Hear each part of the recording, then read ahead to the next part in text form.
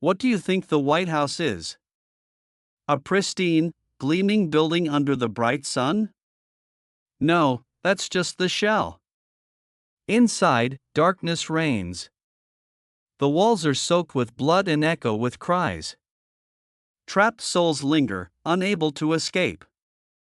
Tonight, I will tell you 3 stories, 3 ghosts, tales that will make you afraid to close your eyes. Look around. Have you turned off the lights? Because if you haven't, they might already be here, right behind you, waiting. Don't turn around. Don't look. Just listen, and pray that you don't hear footsteps.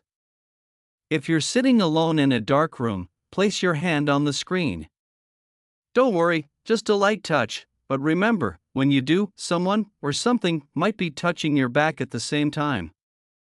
Do you feel it? That bone-chilling cold? Don't pull away too fast.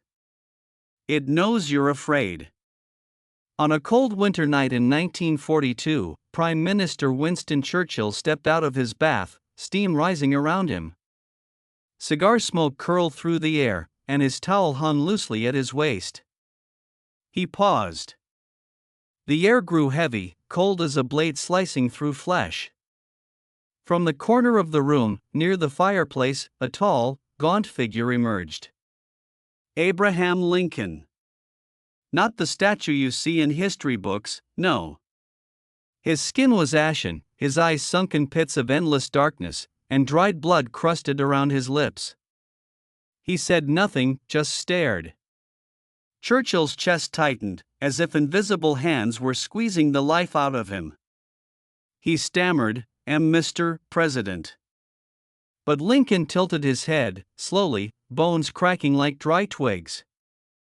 Then he stepped forward, no, not stepped. He floated, his feet not touching the ground, leaving a trail of bloodstains on the wooden floor. Churchill tried to maintain his composure, but his eyes couldn't leave Lincoln's cracked, lifeless face. Blood dripped from the corner of Lincoln's mouth, falling to the floor with a rhythmic drip, drip. As he moved closer, Churchill caught the stench of damp earth and rotting flesh. He wanted to back away, but his legs refused to move. "You do not belong here," came the dry, rasping voice from Lincoln's ruined throat.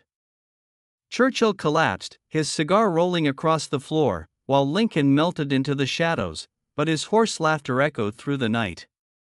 According to archived records, many others have seen Lincoln. In 1903, Eleanor Roosevelt admitted she often heard sighs in the bedroom, and when she turned around, she would see a tall shadow standing by the bed. She called it the guardian spirit of the White House. But Lincoln wasn't always so kind. Queen Wilhelmina of the Netherlands had her own encounter.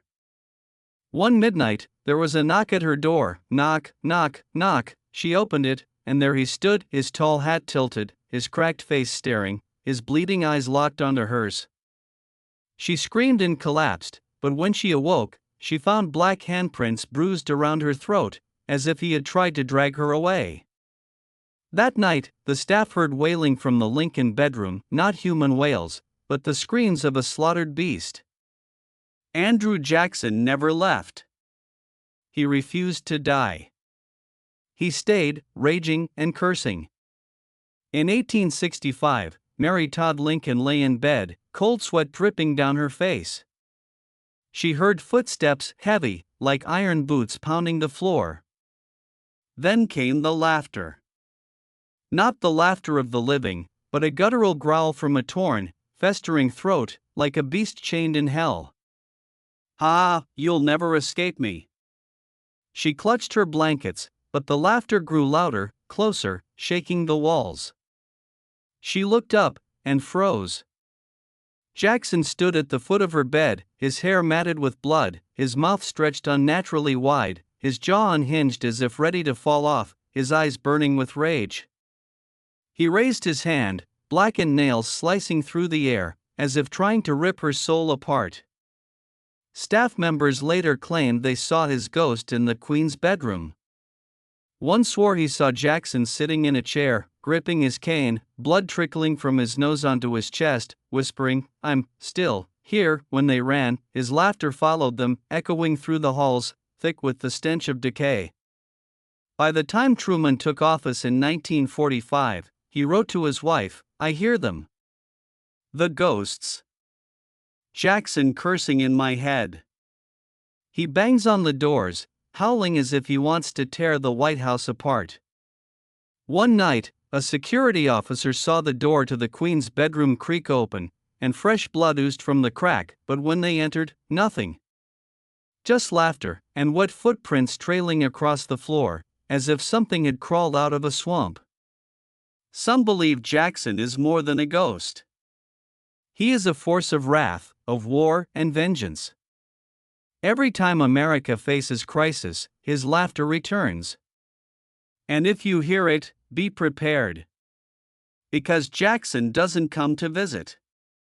He comes to collect. In 1911, during Taft's presidency, something came. No one knew what it was. They called it the Thing. A formless shadow, an unbearable coldness that cut through bone. Major Archibald but once wrote, "I felt it." A small, icy hand touched my shoulder. Like a child standing behind me, whispering into my ear. He turned, nothing. But the breathing remained slow, steady, like the lungs of a corpse awakening. He heard tiny footsteps scurry through the hall, but he never saw anyone. Some say the Thing is the ghost of an abandoned child who died of hunger and cold in the White House grounds during wartime. It wanders, searching for someone to hold. But don't let it touch you. Once it does, you will never be free. Staff members grew terrified. Objects shattered without reason. Children's cries echoed from the shadows. One man swore he saw it, a floating child, skin as pale as wax, eyes blank, mouth moving but making no sound. When he screamed, it tilted its head, and black blood seeped from its ears, dripping onto the floor in thick pools. That night, he quit his job, but the Thing followed him home, standing in his room's corner every night. Taft forbade anyone from speaking about it. But the next night, he woke up and saw it, a small figure at his door. No feet. No face.